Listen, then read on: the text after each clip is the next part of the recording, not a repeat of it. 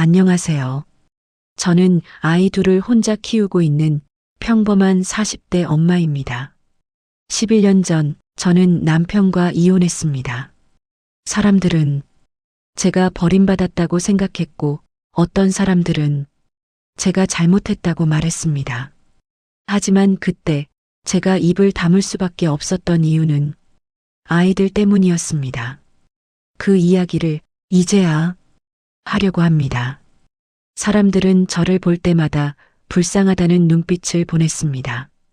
그래도 씩씩하게 산다고, 혼자 애들 키우느라 고생이 많다고, 남편이 바람 피워서 쫓겨났다면서 안 됐다고 말했어요. 저는 그럴 때마다 그저 웃었습니다. 아무 말도 하지 않았어요. 변명도 해명도 하지 않았습니다. 왜냐하면 진실을 말하는 순간 제 아이들의 아버지가 감옥에 가게 될 테니까요. 10년 전 그날 저는 변호사 사무실에 앉아 있었습니다. 손에 들린 건 이혼 동의서가 아니라 합의서였어요. 부인이 서명만 하면 남편은 기소유예로 끝난다는, 형사처벌 없이 풀려날 수 있다는 말을 들으면서 저는 그 종이를 내려다봤습니다. 거기엔 이렇게 쓰여 있었어요. 남편의 횡령 사실을 알고도 묵인했으며 본인 또한 금전적 이익을 취했음을 인정한다고요. 저는 그런 적 없었습니다. 단 한 번도 남편 회사 돈을 본 적 없었고 그 사람이 무슨 일을 저질렀는지조차 몰랐어요. 그런데 저한테 공범이 되라고 했습니다. 대신 아이들 아빠는 집으로 돌아올 수 있다고 했습니다. 만약 제가 거부하면 남편은 실형을 피할 수 없다고 했어요. 최소 5년은 감옥에 있어야 한다고요. 5살, 3살이었던 우리 아이들 얼굴이 떠올랐습니다. 아빠 손잡고 웃던 모습이, 아빠 등에 엎여 까르르 웃던 그 소리가 귓가에 맴돌았어요. 저는 펜을 들었습니다. 그리고 떨리는 손으로 제 이름을 적었습니다. 이혼은 해야 한다고 했습니다. 합의 조건이라고요. 변호사가 덧붙인 그 말에 저는 고개를 끄덕였습니다. 어차피 저는 이미 죄인이 된 거였으니까요. 남편을 살리기 위해 제가 대신 죄를 뒤집어 쓴 거였으니까요. 그날 이후 저는 그 사람을 다시 보지 못했습니다. 이혼 서류는 우편으로 왔고 법원 도장이 찍힌 그 종이 한 장으로 우리는 남남이 되었어요. 아이들에게 아빠 이야기를 꺼낼 수도 없었습니다. 엄마 아빠는 어디 갔냐고 물어올 때마다 저는 그저 아빠는 멀리 일하러 가셨다고 얼버무렸습니다. 그렇게 10년이 흘렀습니다. 동네 사람들은 수군거렸어요. 남편이 바람 피워서 쫓겨났다고, 돈도 못 받고 혼자 애들 키우느라 불쌍하다고, 그래도 참 씩씩하긴 하다며 저렇게 웃고 다닌다고요. 저는 그 말들을 들으면서도 한 번도 진실을 말하지 않았습니다. 왜냐하면 제가 진실을 말하는 순간 아이들은 엄마가 범죄자라는 걸 알게 될 테니까요. 아빠가 나쁜 사람이라는 걸 알게 될 테니까요. 저는 그저 조용히 말없이 살았습니다. 마트 계산대에서 일하고 새벽 배달 아르바이트를 하고 아이들 학원비를 모으기 위해 밤늦게까지 일했어요. 아이들 앞에서는 웃었습니다. 아무렇지 않은 척, 괜찮은 척, 행복한 척 했습니다. 하지만 밤이면 울었습니다. 이불을 뒤집어 쓰고 소리 없이 울었어요. 내가 잘한 걸까, 내가 바보였던 걸까 하고 자책했습니다. 그렇게 자책하면서도 아침이 오면 다시 웃었습니다. 아이들에게만큼은 엄마가 무너지는 모습을 보여줄 수 없었으니까요. 그러던 어느 날이었습니다. 학부모 상담을 마치고 학교 복도를 걷고 있는데 누군가 제 이름을 불렀어요. 10년 만에 듣는 그 목소리에 저는 그 자리에 얼어붙었습니다. 천천히 고개를 돌렸을 때 그 사람이 서 있었습니다. 10년 전 저를 홀로 남겨두고 떠난 그 남자가요. 10년 전 제게 이혼 서류만 보내고 연락조차 끊어버린 그 사람이 거기 서 있었습니다. 예전과 똑같이 웃고 있었어요. 마치 아무 일도 없었던 것처럼, 마치 저를 버리지 않았던 것처럼요. 애들은 잘 지내냐고, 오랜만이라고, 그렇게 자연스럽게 말을 건네는 그 사람을 보면서 저는 아무 말도 할 수 없었습니다. 10년 동안 참았던 말들이, 10년 동안 삼켰던 눈물이 목구멍까지 차올랐지만 꼭 눌러 담았어요. 당신이 물어볼 자격이 있냐고 저는 떨리는 목소리로 물었습니다. 분노 때문인지 슬픔 때문인지 저도 알 수 없었어요. 그 사람은 잠시 저를 바라보더니 작게 한숨을 쉬었습니다. 미안하다고 하지만 이제 다 끝났다고, 이제는 다시 시작할 수 있을 것 같다고 말했어요. 다시 시작이라니요. 10년 동안 저 혼자 아이들을 키우고 저 혼자 모든 걸 짊어지고 살아온 이 시간이 그 사람에게는 그저 끝난 일이었던 겁니다. 저는 그 사람을 똑바로 쳐다봤습니다. 그리고 깨달았습니다. 그때는 몰랐습니다. 그 침묵이 이렇게 길어질 줄은요. 그 침묵이 이렇게 깊은 상처로 남을 줄은요. 그리고 이제 그 침묵을 깨야 할 시간이 왔다는 것을요. 그 사람을 마주친 날 밤 저는 잠을 이룰 수 없었습니다.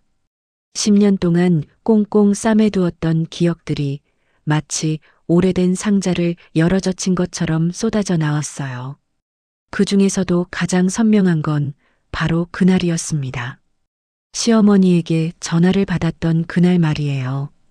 임신 7개월째였습니다.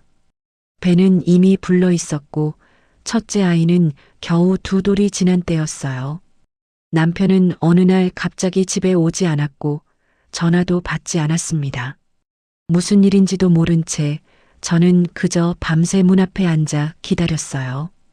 그러다 시어머니에게서 전화가 왔습니다.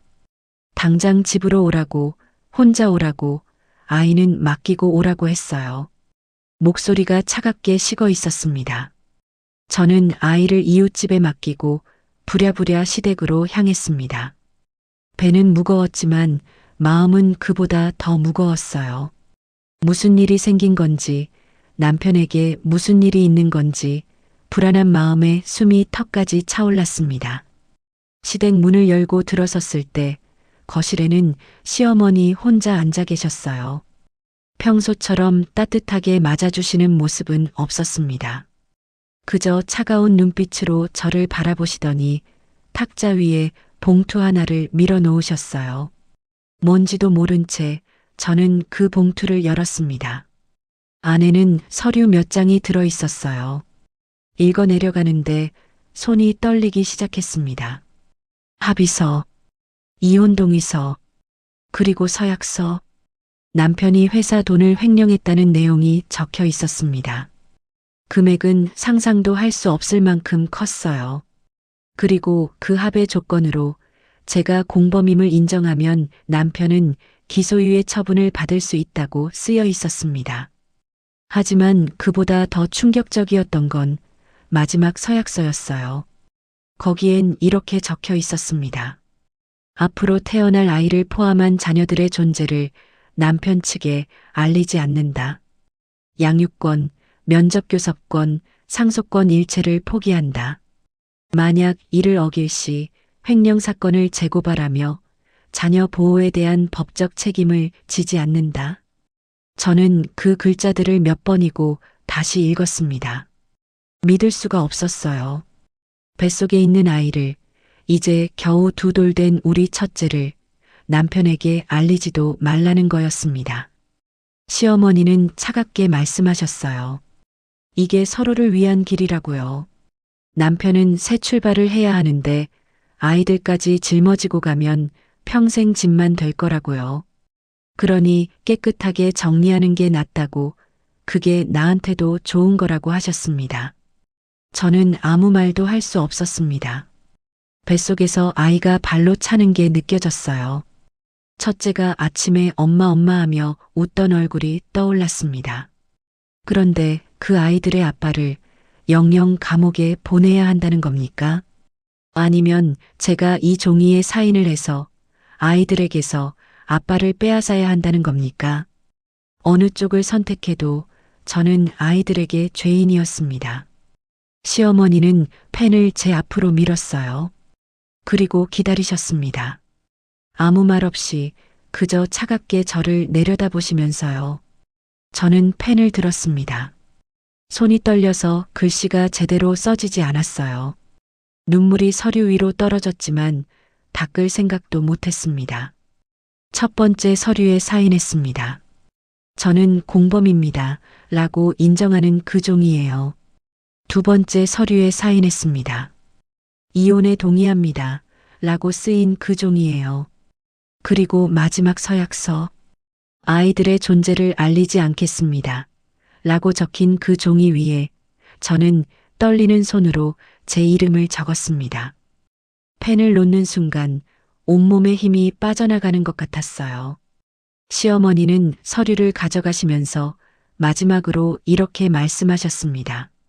아이들 잘 키우라고요. 그게 엄마로서 할 수 있는 일이라고요.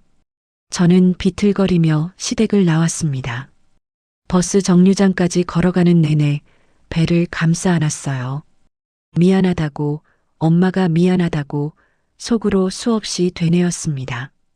집에 돌아왔을 때 이웃집에서 첫째를 데려왔어요. 아이는 졸린 눈으로 엄마 품에 안겼습니다. 저는 그 작은 몸을 꼭 껴안고 소리 없이 울었어요. 그날 이후 저는 정말로 혼자가 되었습니다. 남편에게서는 아무 연락도 없었어요. 변호사를 통해 이혼 서류만 왔고 법원에서 확인 도장이 찍힌 종이 한 장만 우편으로 배달되었습니다. 위자료도 양육비도 없었어요. 당연했습니다. 제가 서약서에 모든 걸 포기한다고 적었으니까요. 2달 뒤 저는 둘째를 낳았습니다.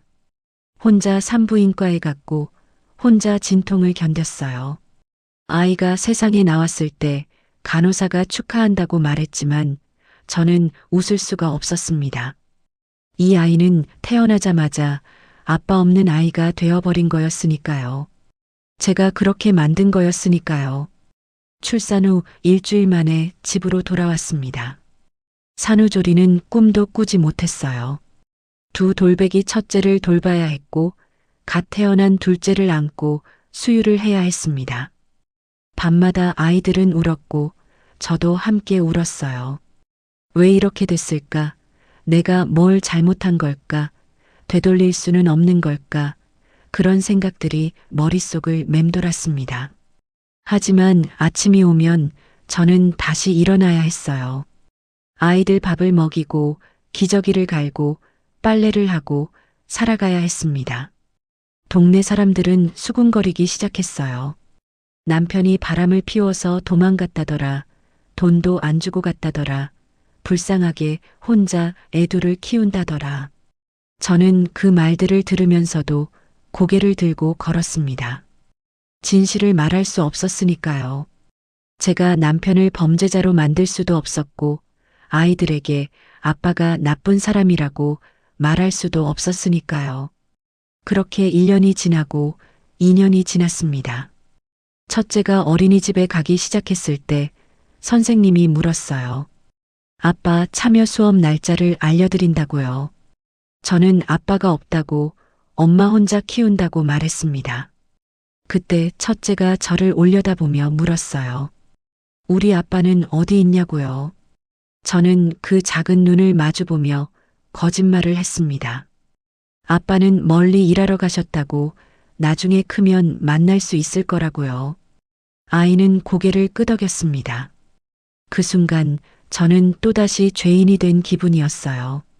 둘째가 새 돌이 되던 해 아이가 처음으로 아빠라는 단어를 입에 담았습니다. 어린이집 친구 아빠를 보고 자기 아빠는 어디 있냐고 물었어요. 저는 똑같은 대답을 했습니다. 멀리 일하러 가셨다고 언젠가는 만날 거라고요. 하지만 속으로는 알고 있었습니다. 이 아이들은 평생 아빠를 만날 수 없을 거라는 것을요. 제가 그 서약서에 사인을 했으니까요. 5년이 지나고 7년이 지났습니다. 아이들은 자랐고 저는 늙어갔어요. 마트에서 일하고 새벽 배달을 하고 아이들 학원비를 벌기 위해 밤늦게까지 일했습니다. 가끔 거울을 보면 낯선 사람이 서 있었어요. 주름이 깊어지고 머리카락은 희끗희끗해지고 손은 거칠어진 제 모습이요. 35에 이혼했는데 어느새 45이 되어 있었습니다. 그리고 10년이 되던 해 그 사람이 나타났습니다. 학교 복도에서 마주친 그 사람은 예전과 별로 달라지지 않아 보였어요. 오히려 더 여유로워 보였습니다. 좋은 옷을 입고 깔끔하게 차려입고 마치 성공한 사람처럼 서 있었어요. 그 모습을 보는 순간 저는 깨달았습니다. 그 사람은 10년 동안 자유로웠다는 것을요. 아이들 걱정도 양육비 걱정도 아무것도 없이 자기 인생을 살았다는 것을요. 반면 저는 10년 동안 아이들과 함께 갇혀 있었습니다. 그 서약서라는 종이 안에 엄마라는 이름 안에 갇혀서요. 그 종이에 사인한 순간 저는 아내도 여자도 아닌 그저 엄마만 남았던 겁니다. 첫째가 5살이 되던 해였습니다. 어린이집에서 가족 그림 그리기 숙제를 해왔어요. 아이는 크레파스를 꺼내 들고 종이 위에 사람을 그리기 시작했습니다. 엄마, 동생, 그리고 자기. 3명이었어요. 저는 그 그림을 보면서 가슴 한쪽이 무너지는 것 같았습니다. 아이의 세상에는 아빠라는 존재 자체가 없었던 거예요. 그날 밤 아이가 잠든 뒤 저는 그 그림을 한참 들여다봤습니다. 아이가 그린 엄마는 웃고 있었어요. 하지만 진짜 엄마는 울고 있었습니다. 둘째가 유치원에 들어간 뒤부터는 질문이 많아지기 시작했어요. 친구들은 다 아빠가 있는데 왜 우리는 없냐고, 아빠는 언제 오냐고, 아빠 얼굴은 어떻게 생겼냐고 물었습니다. 저는 그때마다 같은 대답을 했어요. 아빠는 멀리서 일하신다고, 바빠서 못 온다고요. 하지만 아이들은 점점 자라면서 그 대답에 만족하지 못하기 시작했습니다. 첫째가 초등학교 입학하던 날이었어요. 입학식장에는 아빠들이 많이 왔습니다. 정장을 차려입고 카메라를 들고 아이 손을 잡고 온 아빠들이요. 저는 혼자 2아이를 데리고 갔어요. 첫째 입학식이었지만 둘째도 함께 데려갈 수밖에 없었습니다. 맡길 데가 없었으니까요. 식이 끝나고 집으로 돌아오는 길이었습니다. 첫째가 제 손을 잡으며 조용히 물었어요. 다른 친구들은 다 아빠랑 왔는데 왜 우리는 엄마만 왔냐고요. 저는 대답할 수가 없었습니다. 목이 메어서 한마디도 할 수가 없었어요. 그저 아이 손을 꽉 쥐고 걸음을 재촉했습니다. 집에 돌아와 아이들을 재운 뒤 저는 베란다에 나가 앉았어요. 춥고 어두운 밤이었습니다. 그리고 소리 없이 울었어요. 내가 이렇게까지 해야 하나? 이게 맞는 건가? 아이들에게 진실을 말해야 하는 거 아닌가? 그런 생각들이 머릿속을 가득 채웠습니다. 하지만 진실을 말할 수 없었어요. 아빠가 나쁜 사람이라고, 아빠가 우리를 버렸다고 그렇게 말할 수는 없었습니다. 그보다 더 말할 수 없었던 건 엄마가 아빠를 포기했다는 사실이었어요. 엄마가 서약서에 사인했다는 것, 엄마가 아이들에게서 아빠를 빼앗았다는 것을요. 그래서 저는 계속 침묵했습니다. 거짓말은 하지 않으려 했어요. 대신 대답을 피하고 말을 돌리고 주제를 바꿨습니다. 둘째가 7살이 되던 해 스승의 날이었습니다. 유치원에서 가족 초대 행사를 한다고 했어요. 아빠나 엄마 중 한 명은 꼭 와달라고요. 저는 당연히 갔습니다. 마트 일을 일찍 끝내고 서둘러 유치원으로 향했어요. 행사장에 들어섰을 때 다른 가족들은 이미 와 있었습니다. 엄마 아빠가 함께 온 집도 많았고 할머니 할아버지까지 온 집도 있었어요. 둘째는 제 손을 잡고 자기 자리로 안내했습니다. 그런데 옆 친구네는 아빠가 와 있었어요. 아이는 그 친구 아빠를 물끄러미 쳐다봤습니다. 행사가 진행되는 동안 저는 둘째를 계속 지켜봤어요.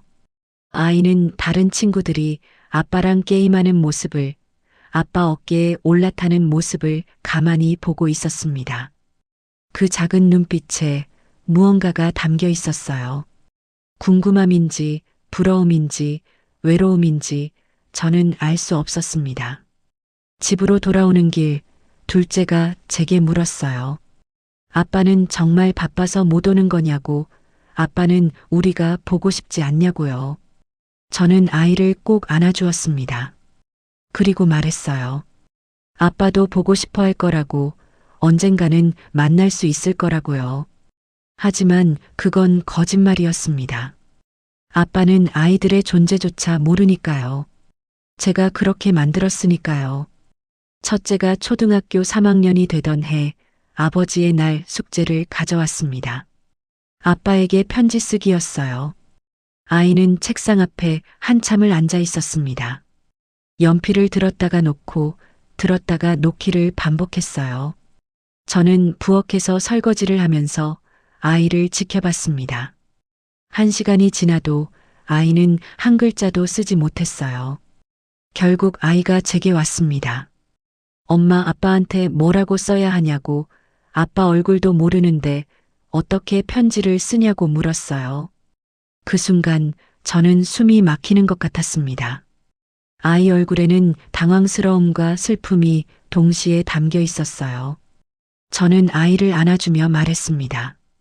쓰고 싶은 대로 쓰라고, 마음속에 있는 걸 쓰면 된다고요. 아이는 고개를 끄덕이고 다시 책상으로 갔어요. 그리고 천천히 글을 쓰기 시작했습니다. 나중에 몰래 그 편지를 봤습니다. 거기엔 이렇게 쓰여 있었어요. 아빠, 보고 싶어요. 아빠 얼굴은 모르지만 보고 싶어요. 언제 올 수 있어요? 저는 그 편지를 보고 화장실에 들어가 소리내어 울었습니다. 아이들이 들을까봐 수건으로 입을 막고 몸을 떨며 울었어요. 내가 이 아이들에게 무슨 짓을 한 걸까? 아빠를 빼앗은 것도 모자라 아빠를 그리워하게 만든 걸까? 밤마다 아이들이 잠든 뒤 저는 그 얼굴들을 지켜봤습니다. 평화롭게 자고 있는 두 아이의 얼굴을요. 그럴 때면 생각했어요. 이 아이들은 아무 잘못이 없는데 왜 이렇게 살아야 하는 걸까? 아빠 사랑을 받을 권리, 아빠를 알 권리, 그 모든 걸 빼앗긴 채 살아야 하는 걸까? 그리고 깨달았습니다. 제가 아빠를 지운 게 아니라는 것을요. 아이들의 삶에서, 아이들의 기억에서, 아이들의 미래에서 아빠를 지워버린 건 결국 저 자신이었다는 것을요. 아빠를 지운 게 아니라 나를 지운 기분이었습니다. 학교 복도에서 그 사람을 마주친 날 저는 집에 돌아와서도 한참을 멍하니 앉아 있었습니다. 10년 만에 본 그 얼굴이 자꾸만 눈앞에 어른거렸어요. 아이들은 저녁을 먹으면서 학교 이야기를 했습니다. 오늘 미술 시간에 뭘 그렸는지, 친구랑 무슨 일이 있었는지, 선생님이 뭐라고 하셨는지요. 저는 고개를 끄덕이며 듣는 척했지만 사실 아무것도 들리지 않았어요. 머릿속은 온통 그 사람 생각뿐이었습니다. 왜 나타난 걸까? 무슨 일로 학교에 온 걸까? 혹시 아이들을 보러 온 걸까? 아니, 그럴 리 없었어요. 그 사람은 아이들의 존재조차 모르니까요. 제가 서약서에 사인했으니까요. 며칠이 지났습니다. 첫째가 학교에서 안내문을 가져왔어요. 다음 주에 학부모 참관 수업이 있다고, 학생 미술작품 전시회도 함께 한다고 했습니다. 저는 마트 일정을 확인했습니다. 다행히 그날은 오후 근무였어요. 오전에 학교에 다녀올 수 있었습니다. 전시회 당일 저는 일찍 학교에 도착했어요. 복도 양쪽 벽면에는 아이들이 그린 그림들이 걸려 있었습니다. 첫째 그림을 찾아 천천히 걸어가는데 누군가 제 앞을 지나갔어요. 뒷모습이 낯익었습니다. 심장이 쿵 하고 내려앉았어요. 그 사람이었습니다. 정장을 입고 천천히 그림들을 둘러보고 있는 그 사람이요. 저는 얼른 뒤로 물러섰습니다. 기둥 뒤에 숨어서 그 사람을 지켜봤어요. 그 사람은 한 그림 앞에 멈춰 섰습니다. 오랫동안 그 그림을 바라보고 있었어요. 제 위치에서는 어떤 그림인지 보이지 않았습니다. 하지만 그 사람의 뒷모습이 왠지 모르게 슬퍼 보였어요. 잠시 후 그 사람은 다른 그림으로 이동했습니다. 저는 그 사람이 서 있던 자리로 조용히 다가갔어요. 그리고 그 그림을 봤습니다. 둘째가 그린 그림이었어요. 가족 그림이었습니다. 엄마, 언니, 그리고 자기. 여전히 3명뿐이었어요. 그림 아래에는 둘째가 쓴 글이 붙어 있었습니다. 우리 가족은 셋이에요. 엄마랑 언니랑 나. 엄마가 제일 좋아요. 저는 그 글을 읽으면서 가슴이 먹먹해졌습니다. 그 사람도 이 글을 봤을까요? 이 그림을 보면서 무슨 생각을 했을까요? 문득 뒤를 돌아보니 그 사람이 또 다른 그림 앞에 서 있었어요. 이번에는 첫째 그림이었습니다. 저는 몰래 그쪽으로 다가가 멀찍이 떨어진 곳에서 지켜봤어요. 그 사람은 한참 동안 움직이지 않았습니다. 첫째가 그린 풍경화를 물끄러미 바라보고 있었어요. 그림 옆에는 작품 설명이 붙어 있었습니다. 학생 이름과 학년, 그리고 제목이요. 그 사람이 그 설명을 보는 순간 몸이 약간 굳는 것 같았어요. 이름을 본 걸까요? 우리 첫째 이름을요. 하지만 그 사람은 곧 다음 그림으로 이동했습니다. 아무렇지 않은 듯 계속 전시회를 둘러봤어요. 저는 그 모습을 보면서 생각했습니다. 설마 알아챘을까? 아니면 그냥 지나친 걸까? 그때였습니다. 복도 끝에서 아이들 목소리가 들렸어요. 쉬는 시간이었던 거예요. 교실 문이 열리고 아이들이 우르르 복도로 쏟아져 나왔습니다. 저는 황급히 화장실 쪽으로 몸을 숨겼어요. 그 사람과 우리 아이들이 마주치면 안 됐으니까요. 화장실 문틈 사이로 저는 복도를 지켜봤습니다. 첫째가 친구들과 함께 복도를 걸어가고 있었어요. 웃으면서 뭔가 이야기를 나누고 있었습니다. 그리고 그 사람도 복도에 서 있었어요. 아이들이 그 사람 옆을 지나쳤습니다.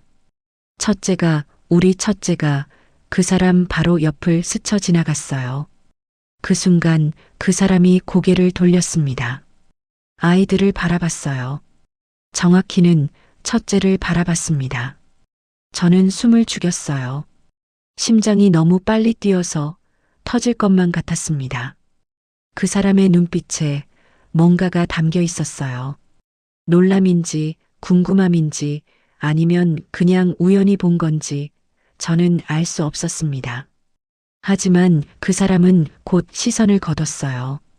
그리고 다시 전시회를 둘러보기 시작했습니다. 저는 한참을 그 자리에 서 있었습니다. 다리에 힘이 풀려서 움직일 수가 없었어요.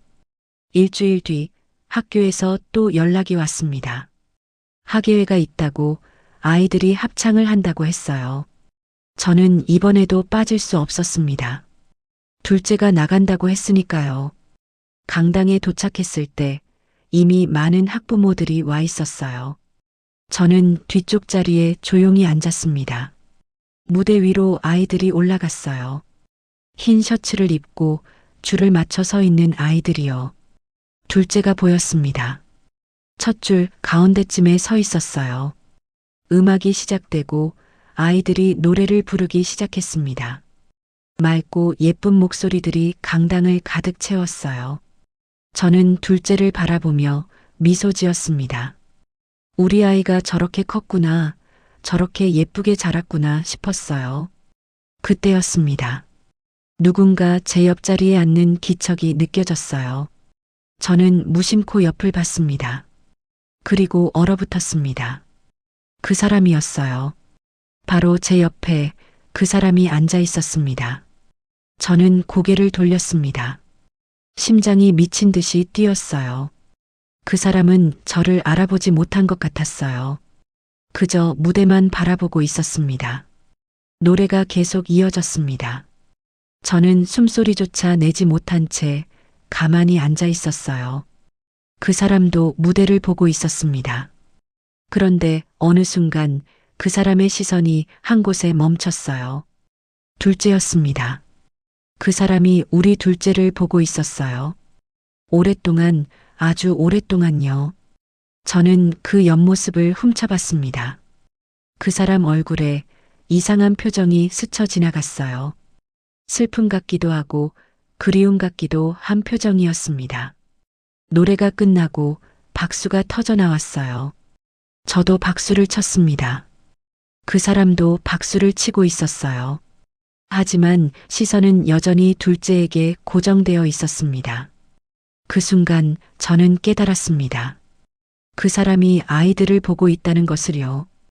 우연이 아니라 일부러 학교에 온 거라는 것을요. 하지만 그 사람은 아무것도 모르고 있었습니다. 저 아이들이 누구인지, 저 아이들이 자기 아이들인지 전혀 모르고 있었어요. 그는 그저 지나가는 아이들을 바라보고 있을 뿐이었습니다. 학예회가 끝난 뒤 저는 며칠 동안 잠을 제대로 이루지 못했습니다. 그 사람이 아이들을 본 그 눈빛이 자꾸만 떠올랐어요. 혹시 알아챈 걸까? 혹시 의심하고 있는 걸까? 하지만 곧 제 자신을 다독였습니다. 아니야, 알 리 없어. 그 사람은 아이들의 존재조차 모르니까. 10년 전 제가 서약서에 사인했으니까요. 일상은 계속 이어졌습니다. 아침마다 아이들을 깨워 밥을 먹이고 학교에 보내고 마트에 출근했어요. 손님들을 응대하고 물건을 정리하고 계산을 하면서 저는 평범한 하루를 보냈습니다. 그런데 어느 날이었어요.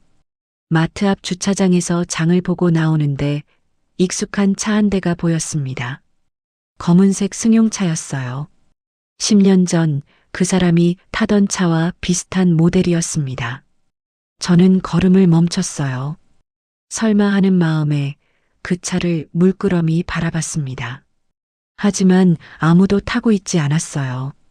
그저 주차되어 있을 뿐이었습니다. 저는 고개를 저으며 다시 걸음을 옮겼어요. 내가 너무 예민해진 거라고, 착각하는 거라고 스스로를 타일렀습니다. 며칠 뒤 둘째 학교에서 연락이 왔습니다. 체험학습 동의서를 제출해야 한다고 했어요. 저는 퇴근 후 학교에 들렀습니다. 교무실에서 서류를 받아 작성하고 있는데 복도 저편에서 목소리가 들렸어요. 남자 목소리였습니다. 선생님과 대화하는 것 같았어요. 그 목소리가 너무 익숙해서 저는 고개를 들었습니다. 복도 끝에 그 사람이 서 있었어요. 교장 선생님과 무언가 이야기를 나누고 있었습니다. 저는 황급히 교무실 안쪽으로 몸을 숨겼어요. 심장이 쿵쿵 뛰었습니다. 왜 또 학교에 온 걸까? 도대체 무슨 일로 자꾸 나타나는 걸까? 선생님들께 여쭤볼 수도 없었어요. 괜히 의심을 살까봐 두려웠습니다. 저는 서류만 급하게 제출하고 학교를 빠져나왔습니다. 집으로 돌아오는 길, 불안한 마음이 가라앉지 않았어요. 뭔가 잘못되고 있다는 느낌이 들었습니다. 그날 밤 아이들을 재우고 나서 저는 오래된 서류 상자를 꺼냈습니다. 10년 전 그때 받았던 서류들이 들어있는 상자였어요. 이혼 서류, 합의서, 그리고 서약서. 저는 그 서약서를 다시 펼쳐봤습니다. 떨리는 손으로 한 글자 한 글자 읽어내려갔어요. 자녀들의 존재를 알리지 않는다. 양육권, 면접교섭권, 상속권 일체를 포기한다. 이를 어길 시 법적 책임을 지지 않는다. 제 손으로 쓴 사인이 그 밑에 선명하게 남아 있었습니다. 저는 그 종이를 오래 들여다봤어요. 10년 전 그날 제가 얼마나 떨렸을까? 얼마나 무서웠을까. 그리고 지금도 여전히 이 종이에 묶여 살고 있다는 게 서글펐습니다. 다음 날 아침이었어요. 아이들을 학교에 보내고 설거지를 하고 있는데 전화벨이 울렸습니다. 모르는 번호였어요. 저는 잠시 망설이다가 전화를 받았습니다. 상대방은 법무법인 직원이라고 했어요. 친자 확인 검사 결과 통보를 위해 전화했다고 했습니다. 저는 그 순간 핸드폰을 떨어뜨릴 뻔했어요. 친자 확인이라니요. 누가, 왜, 언제 그런 검사를 했다는 겁니까? 상대방은 계속 말했습니다. 의뢰인께서 검사를 진행하셨고 결과가 나왔으니 확인하러 오시라고요. 저는 떨리는 목소리로 물었어요.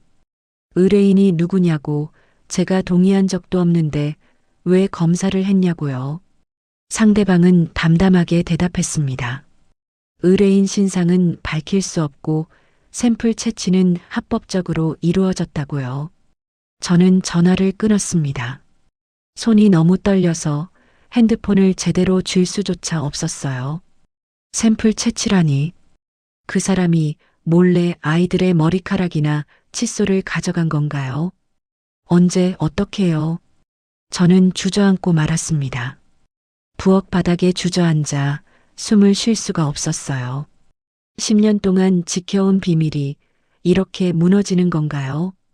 제가 그렇게 지키려고 했던 진실이 이렇게 밝혀지는 건가요?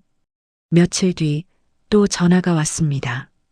이번에는 그 사람 목소리였어요. 10년 만에 듣는 제 이름을 부르는 그 목소리였습니다. 만나자고 했어요. 할 얘기가 있다고, 꼭 만나야 한다고 했습니다. 저는 대답할 수 없었습니다. 입술이 바짝 말라서 한마디도 나오지 않았어요. 상대방은 계속 말했어요.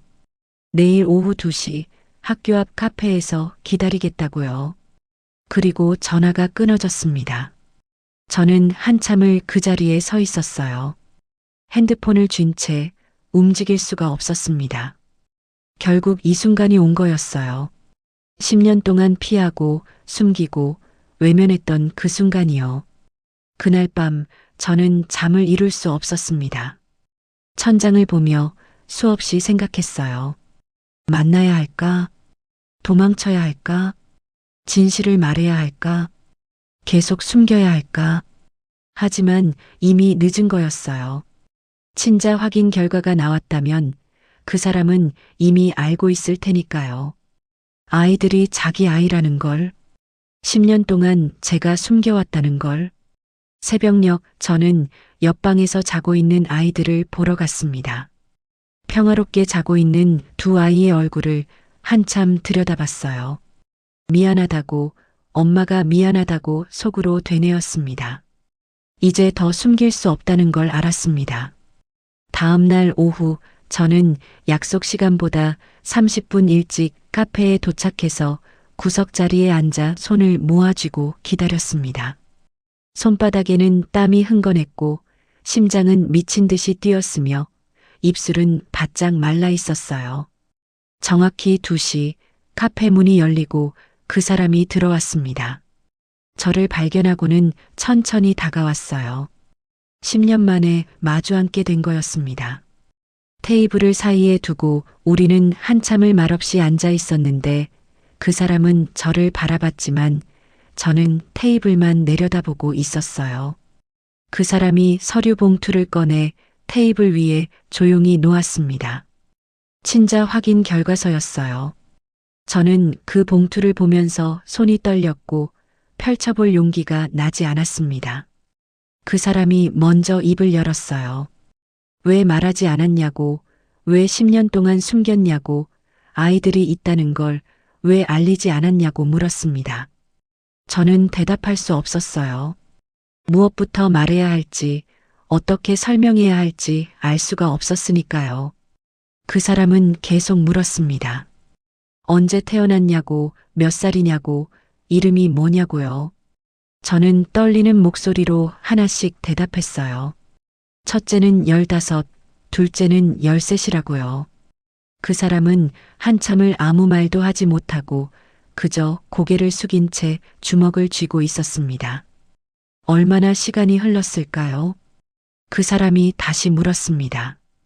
왜 서약서에 사인했냐고, 왜 아이들을 숨겼냐고, 도대체 무슨 이유였냐고요.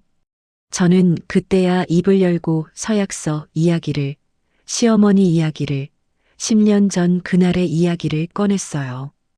그 사람 얼굴이 굳어갔습니다. 서약서가 뭐냐고, 그런 건 본 적 없다고, 어머니가 그런 걸 요구했다는 게 말이 되냐고 했어요. 저는 가방에서 오래된 서류를 꺼냈습니다. 10년 전 제가 사인했던 바로 그 서약서였어요. 그 사람은 그 종이를 받아들고 한 줄 한 줄 읽어내려가는데 손이 떨리는 게 보였습니다.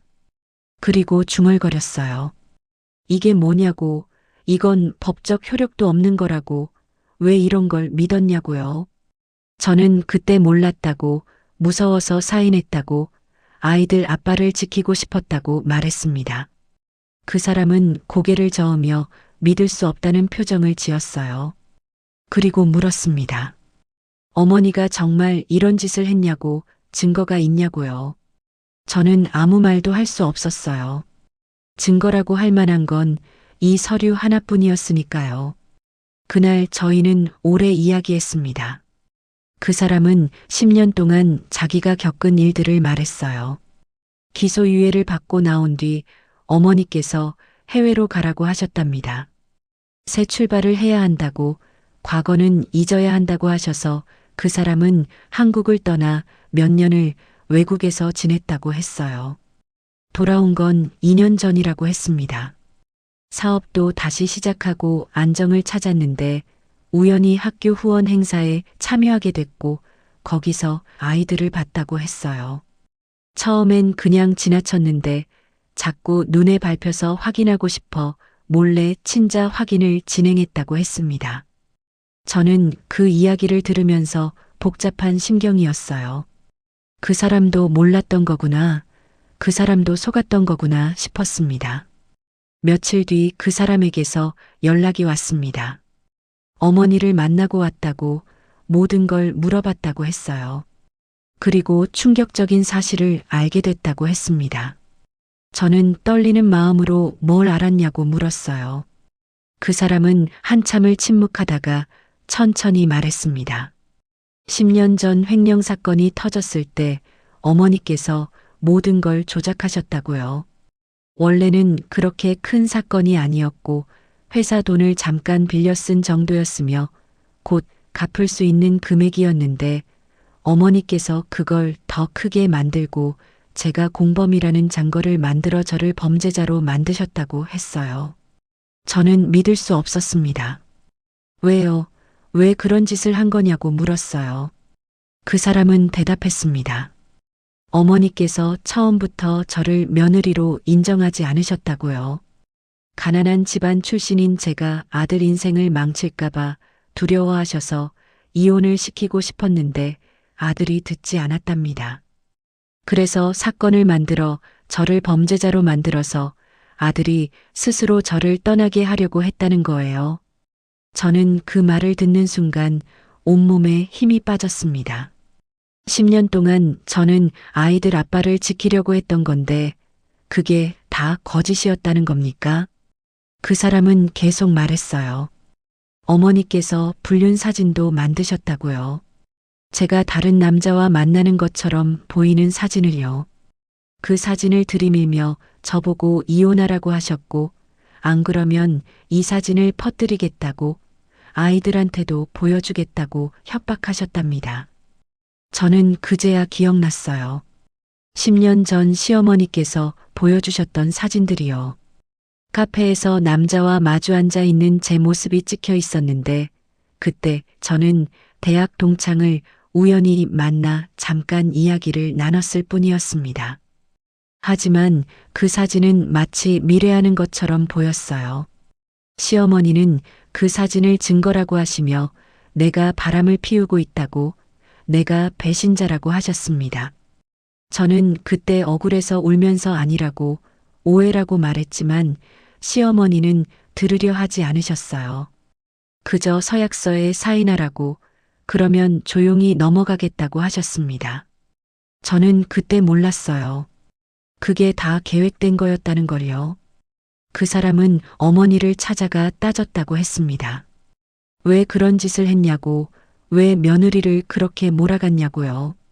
어머니는 대답하셨답니다. 다 너희를 위해서였다고요. 가난한 여자와 살면 평생 고생한다고, 너를 위해서 한 일이라고 하셨대요. 저는 그 말을 전해 듣고 웃음이 나왔습니다. 슬픈 웃음이었어요. 10년 동안 저는 죄인처럼 살았습니다. 사람들 손가락질을 받으면서 배신자라는 낙인을 안고 살았는데 그게 다 시어머니가 만들어낸 거짓이었던 거예요. 그 사람은 처음부터 저를 며느리로 인정하지 않았던 겁니다. 진실을 알고 난 뒤 저는 며칠 동안 아무것도 할 수 없었습니다. 마트에 출근했지만 일이 손에 잡히지 않았고 손님들 얼굴도 제대로 보이지 않았어요. 10년 동안 제가 지켜온 게 뭐였을까요? 10년 동안 제가 참아온 게 뭐였을까요? 그 사람이 다시 연락을 해왔습니다. 변호사를 만나보자고, 법적으로 대응하자고, 어머니를 고소하자고 했어요. 저는 처음엔 망설였지만 억울한 마음이 컸습니다. 그래서 그 사람과 함께 변호사 사무실을 찾아갔어요. 변호사는 중년의 남자였는데 차분한 목소리로 저희 이야기를 들었습니다. 저는 10년 전 일을, 서약서를, 시어머니가 한 일들을 하나하나 설명했고 그 사람도 어머니에게 들은 이야기와 조작된 사진 이야기를 덧붙였어요. 변호사는 고개를 끄덕이며 메모를 하고 서류들을 검토하기 시작했습니다. 한참을 서류를 들여다보던 변호사가 천천히 입을 열었어요. 어렵다고 했습니다. 법적으로 대응하기가 매우 어렵다고요. 저는 그 말을 듣는 순간 가슴이 철렁 내려앉았습니다. 변호사는 설명했어요. 첫째, 10년이라는 시간이 너무 오래 지났고 공소시효도 지났으며 증거도 많이 소실됐을 거라고 했습니다. 둘째, 서약서는 법적 효력이 없지만 제가 자발적으로 사인했다는 게 문제라고 했어요. 강요의 증거가 없다는 거였습니다.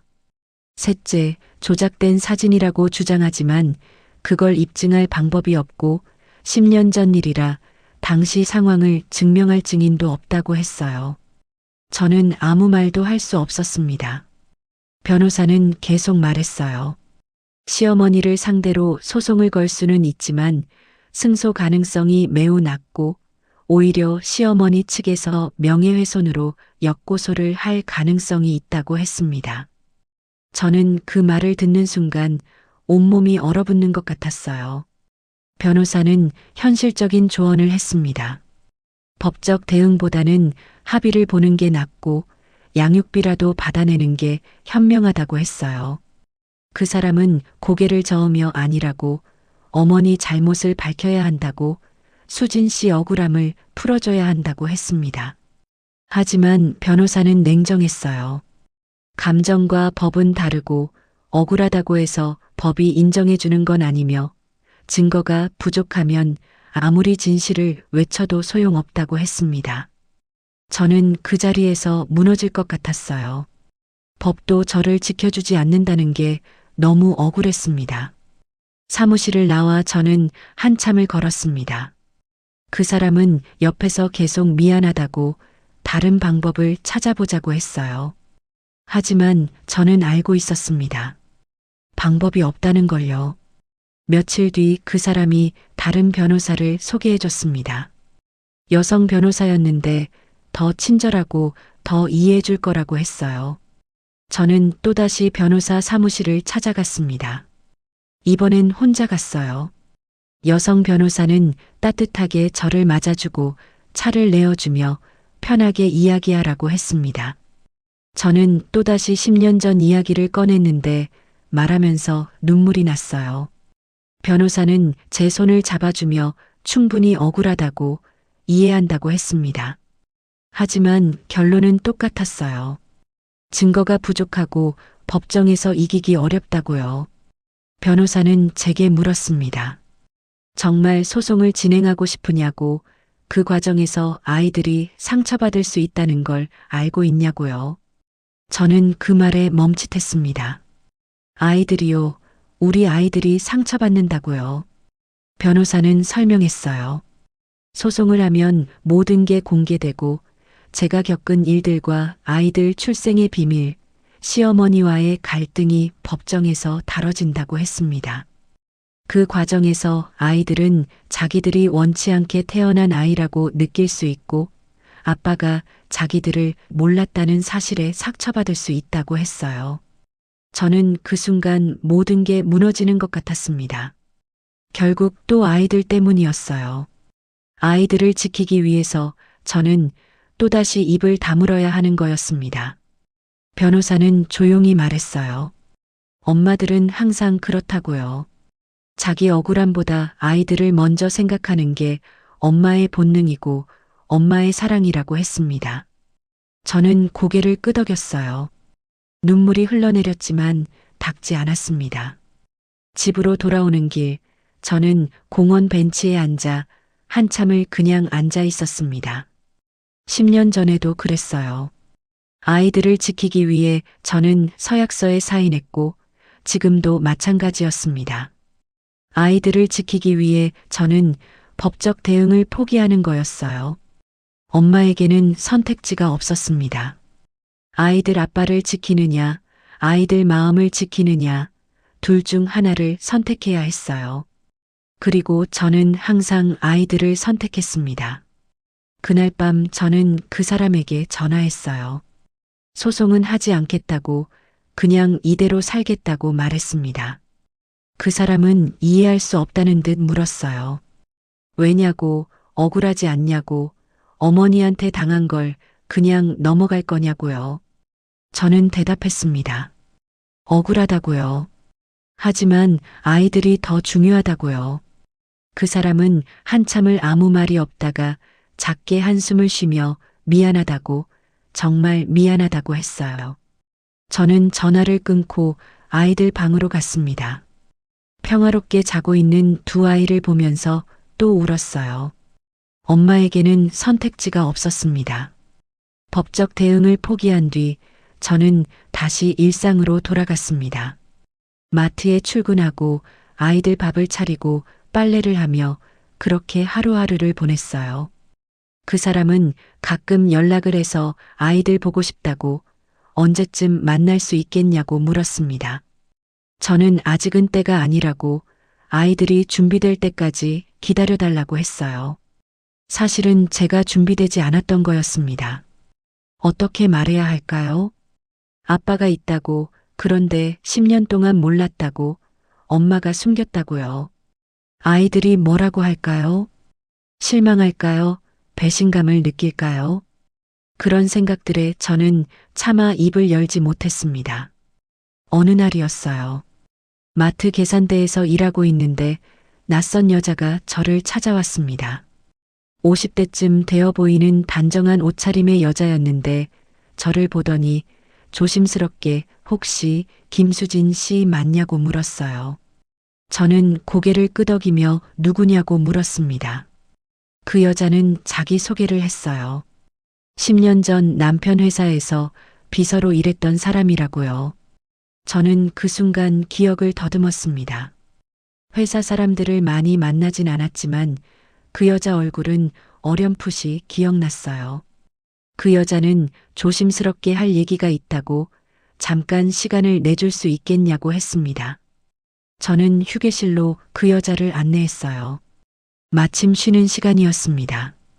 휴게실 작은 테이블에 마주 앉자 그 여자는 가방에서 봉투 하나를 꺼냈어요. 오래된 봉투였습니다. 모서리가 해지고 누렇게 변색된 봉투였어요. 그 여자는 그 봉투를 제게 건네며 천천히 말하기 시작했습니다. 10년 전 횡령 사건이 터졌을 때 자기도 회사를 그만뒀는데 시어머니께서 해고했다고 했어요. 그때 시어머니께서 회사 서류들을 정리하면서 많은 걸 폐기했는데 자기는 우연히 몇 개 서류를 챙겨 나왔답니다. 왜냐하면 뭔가 이상하다고 느꼈기 때문이라고요. 저는 그 봉투를 열었습니다. 손이 떨렸어요. 안에는 서류 몇 장이 들어 있었습니다.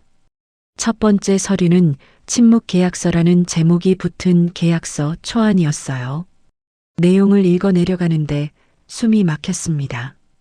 거기엔 이렇게 쓰여 있었어요. 며느리 김수진은 자녀의 존재를 아들에게 알리지 않는다. 대신 일시금으로 5천만 원을 지급한다. 이를 어길 시 민형사정 책임을 진다.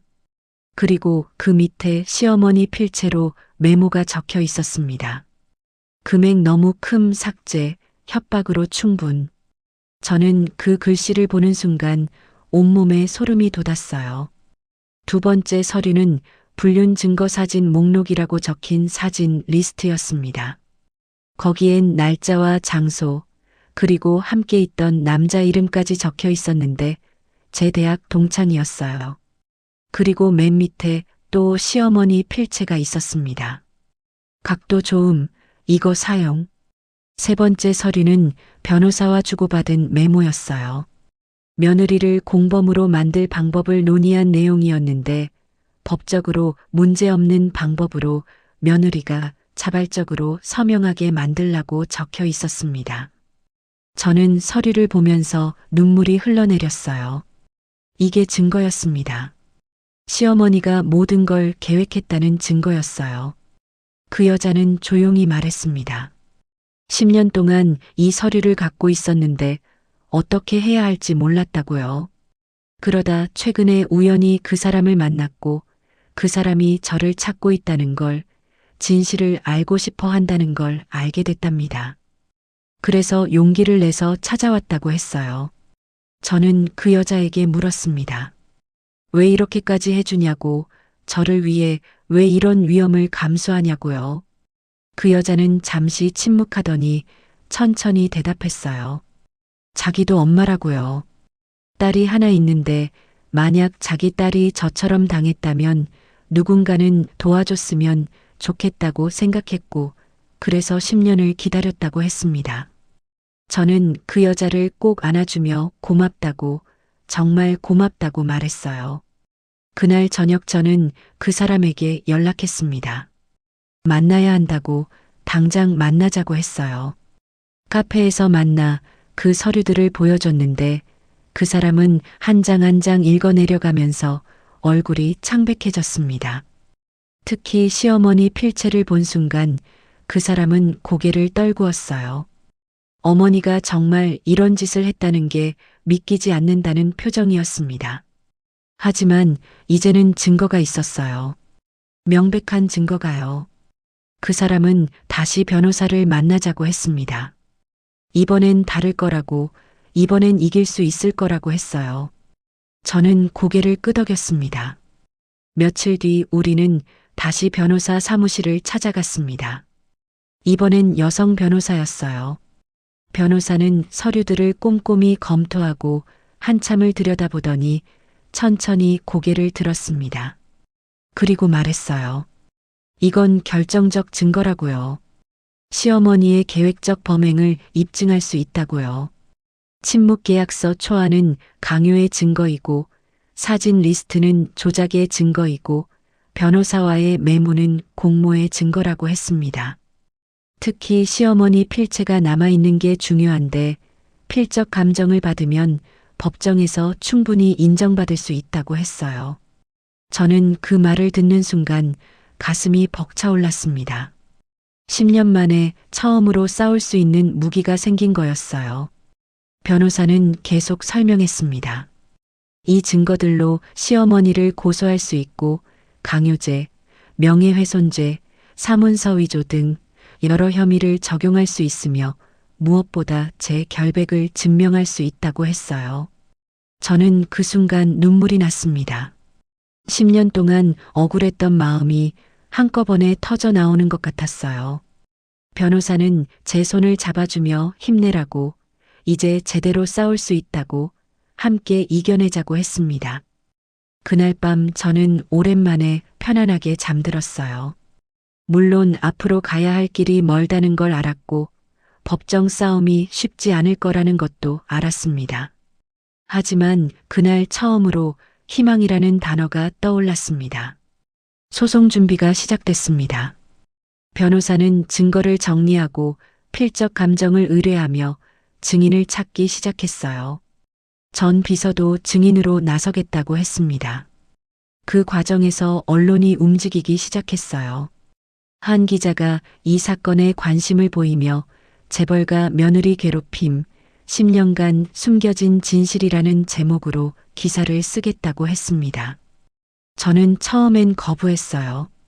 아이들이 알게 될까봐, 사람들이 수군거릴까봐 두려웠습니다. 하지만 변호사가 말했어요. 여론이 중요하고 제 편이 되어줄 사람들이 필요하다고요. 그래서 저는 인터뷰에 응했습니다. 기자는 제 이야기를 오랫동안 들었어요.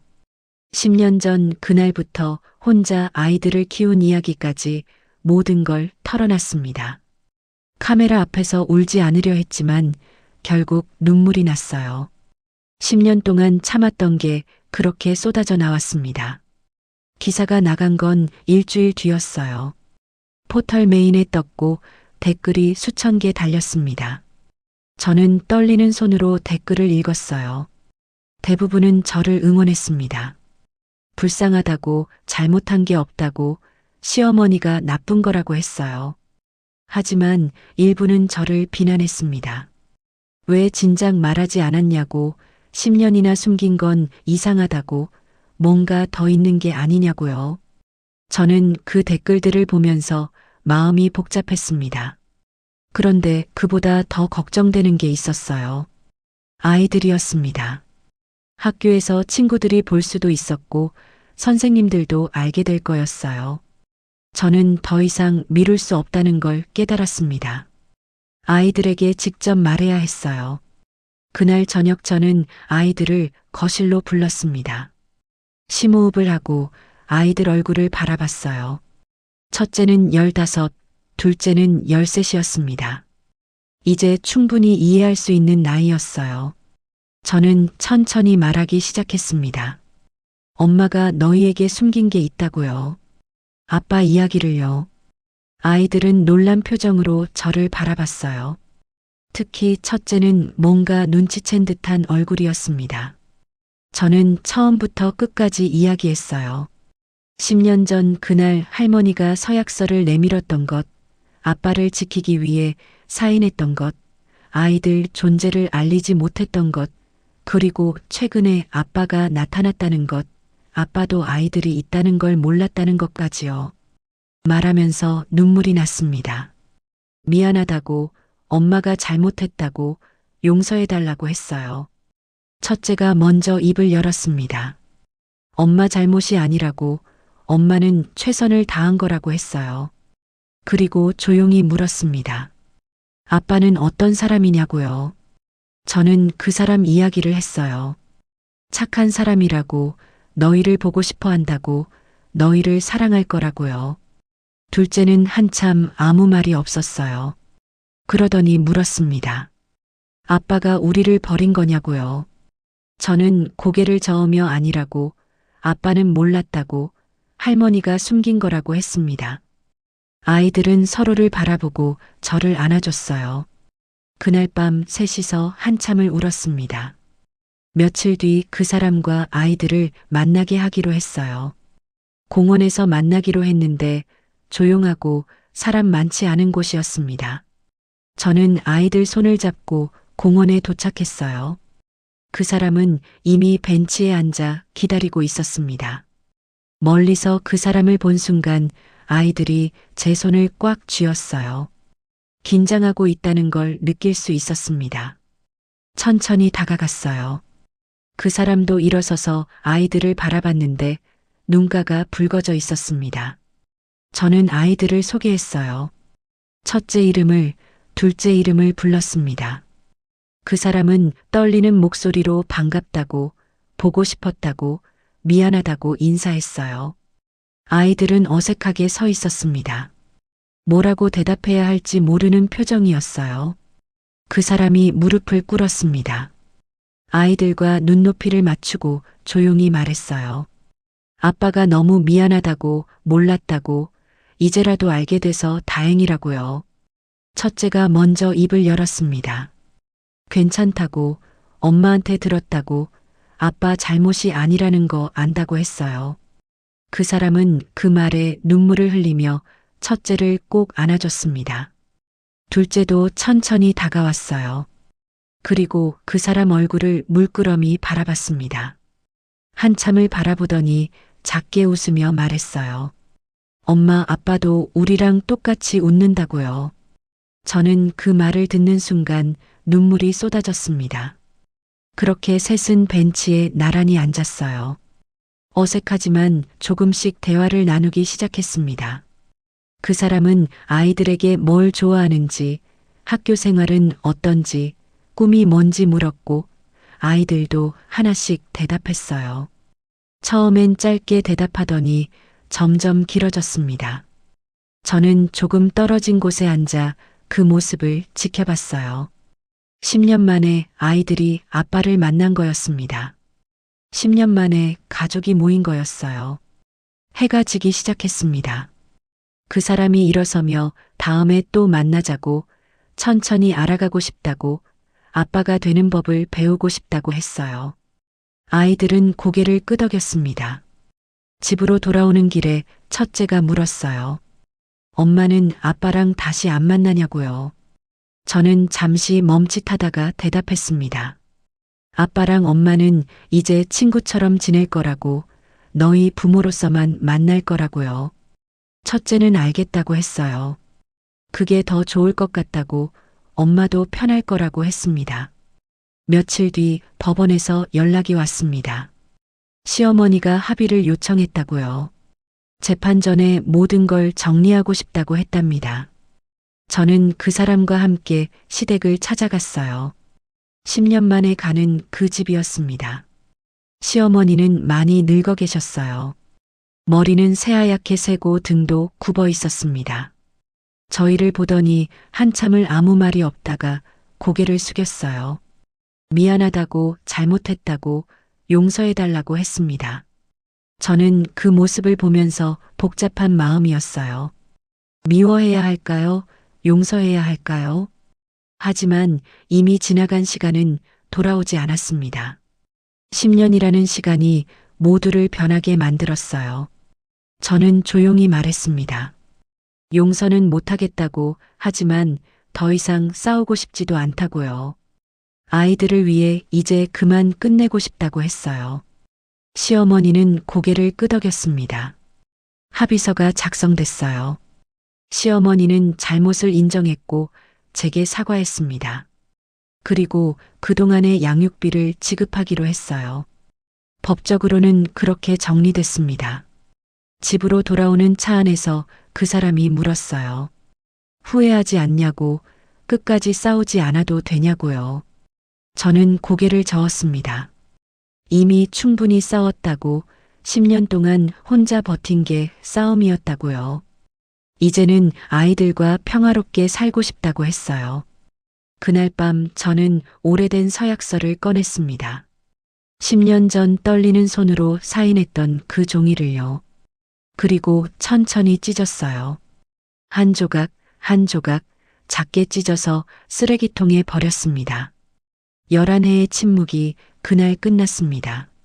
서약서를 찢어버린 그날 이후 제 삶은 조금씩 변하기 시작했습니다.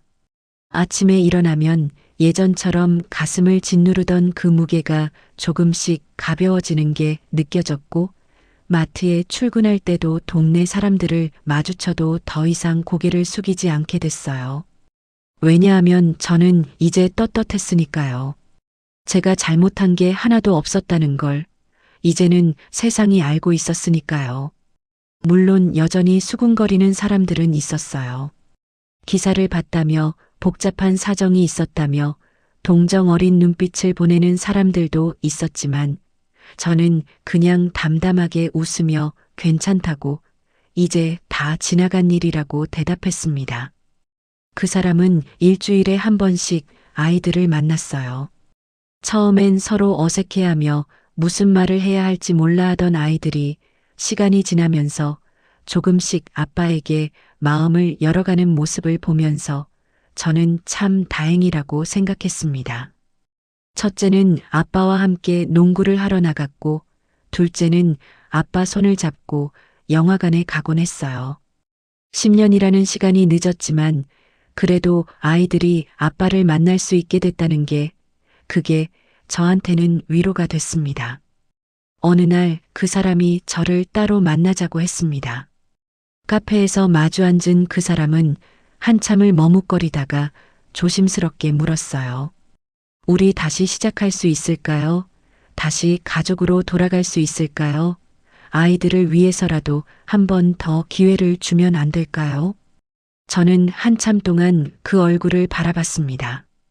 10년 전 제가 사랑했던 그 사람의 얼굴이었지만 이미 우리 사이에는 너무 많은 시간이 흘러버렸고 너무 많은 상처가 쌓여 있었어요.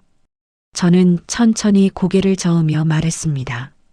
미안하다고, 다시는 돌아갈 수 없다고, 우리는 이미 너무 다른 사람이 되어버렸다고요. 하지만 좋은 친구로, 좋은 동료 부모로는 남을 수 있을 거라고, 그게 우리에게 맞는 관계인 것 같다고 했어요. 그 사람은 슬픈 표정을 지었지만 이해한다고, 당신 생각을 존중하겠다고 말했습니다. 사랑은 끝났지만 아이들을 함께 키워가는 인연만큼은 계속 이어질 거였어요. 몇 달이 지나고 저는 마트 일을 그만뒀습니다. 합의금으로 받은 돈으로 작은 가게를 열었는데 동네 반찬 가게였어요. 손수 만든 반찬을 파는 작지만 온전히 제 것인 가게였습니다. 처음엔 손님이 많지 않아서 걱정했지만 입소문이 나면서 조금씩 사람들이 찾아오기 시작했고 맛있다고, 정성이 느껴진다고, 다음에 또 오겠다고 말해주는 단골 손님들이 하나둘 생겨났어요. 어떤 분들은 기사를 봤다며 저를 응원한다고, 정말 잘 됐다고, 앞으로도 계속 힘내라고 말씀해 주셨는데 그럴 때마다 저는 가슴이 뭉클했습니다. 아이들도 많이 달라졌어요. 첫째는 이제 고등학생이 되어서 친구들 앞에서도 아빠 이야기를 당당하게 꺼낼 수 있게 됐고, 둘째는 학예회 때 관객석에 앉아 있는 아빠를 친구들에게 자랑스럽게 소개하더라고요. 더 이상 우리 아이들은 아빠 없는 아이들이 아니었습니다. 그리고 저도 달라졌어요. 가끔 거울을 보면 예전과는 다른 사람이 서 있는 것 같았습니다. 주름은 여전히 깊었고 머리카락은 더 희끗희끗해졌지만 눈빛만큼은 확실히 달라져 있었어요. 죽어있던 눈빛이 아니라 살아있는 눈빛이었습니다. 어느 날 가게 문을 닫고 집으로 돌아가는 길에 누군가 저를 불렀어요. 10년 전 비서였던 그 여자가 우연히 지나가다가 저를 봤다며 반갑게 인사를 건넸습니다. 가게가 잘 되고 있다며 축하해주고 저를 보니 기분이 좋다며 웃으시더니 조용히 물었어요. 지금 행복하냐고요? 저는 잠시 생각하다가 솔직하게 대답했습니다. 예전처럼 사랑하는 사람과 함께 있는 그런 행복은 아니지만 예전처럼 억울하고 불행하지도 않다고요. 그냥 평범하게 하루하루를 살아가는 거라고, 그게 지금의 저한테는 충분하다고 했어요. 그 여자는 따뜻하게 웃으며 말했습니다. 그거면 충분하다고, 그게 바로 진짜 행복이라고요. 저는 고개를 끄덕이며 그 말이 맞는 것 같다고 생각했습니다. 밤에 집으로 돌아와서 아이들이 자고 있는 방문을 살짝 열고 안을 들여다봤어요. 평화롭게 잠든 두 아이의 얼굴을 보면서 저는 문득 생각했습니다. 10년 동안 참 많은 일이 있었고 참 힘들게 살았지만 그래도 후회는 하지 않는다고요. 왜냐하면 이 아이들을 지켜냈으니까요. 이 아이들이 이렇게 건강하게 자라줬으니까요. 제가 10년 동안 침묵했던 건 비겁해서가 아니었어요. 제가 10년 동안 참았던 건 약해서가 아니었습니다. 단지 엄마였기 때문이었어요. 세상은 엄마에게 너무나 많은 걸 요구합니다. 강해야 하고, 희생해야 하고, 모든 걸 참아내야 한다고 말하지만 정작 아무도 물어보지 않아요. 엄마는 괜찮냐고, 엄마는 힘들지 않냐고, 엄마도 사람인데 언제까지 버틸 수 있겠냐고요. 저는 10년 동안 정말 힘들었습니다. 너무나 힘들어서 가끔은 모든 걸 내려놓고 싶었고 도망치고 싶었어요. 하지만 이제는 괜찮습니다. 왜냐하면 이제는 더 이상 숨지 않아도 되니까요. 왜냐하면 이제는 고개를 숙이지 않아도 되니까요. 저는 이제 다시 숨쉬는 사람이 됐습니다. 며칠 전 둘째가 학교에서 글쓰기 숙제를 해왔는데 존경하는 사람에 대해 쓰는 거였어요. 아이는 저에 대해 썼더라고요. 엄마는 세상에서 가장 강한 사람이라고, 혼자서도 우리를 잘 키웠고 아무리 힘들어도 웃는 얼굴을 보여줬고 절대 포기하지 않았다고, 그래서 나중에 커서 엄마처럼 강한 사람이 되고 싶다고 적혀 있었습니다. 저는 그 글을 읽으면서 또 눈물을 흘렸어요. 하지만 이번에는 슬픈 눈물이 아니라 감사한 눈물이었습니다. 이 아이들이 엄마를 이렇게 봐준다는 게, 이렇게 이해하고 사랑해준다는 게 너무나 고마웠어요. 밤마다 저는 일기를 씁니다. 10년 동안 쓰지 못했던 일기장을 다시 꺼내서 오늘 있었던 일들과 오늘 느낀 감정들을 솔직하게 적어 내려가요. 그리고 마지막 줄에는 항상 이렇게 씁니다. 오늘도 잘 버텼다고, 내일도 잘할 수 있을 거라고요. 사람들은 가끔 제게 물어요. 그 사람과 다시 사랑에 빠질 거냐고, 다시 결혼할 생각은 없냐고요. 저는 잘 모르겠다고, 아직은 생각해 본 적 없다고 대답합니다. 그게 중요한 게 아니니까요. 중요한 건 제가 이제 더 이상 숨지 않는 엄마가 됐다는 거예요. 중요한 건 제가 이제 고개 숙이지 않는 여자가 됐다는 거예요. 그리고 무엇보다 중요한 건 제가 드디어 저 자신을 용서했다는 겁니다. 10년 동안 저는 계속 자책했어요. 내가 잘못한 건 아닐까? 내가 부족해서 이렇게 된 건 아닐까? 다르게 할 수 있었던 건 아닐까? 끊임없이 스스로를 탓하며 살았습니다. 하지만 이제는 알아요. 저는 그때 최선을 다했다는 걸요. 저는 제가 할 수 있는 모든 걸 다했다는 걸요. 세상의 모든 엄마들에게 말하고 싶습니다. 아이를 지키기 위해 침묵했던 엄마도 충분히 존중받아야 한다고요.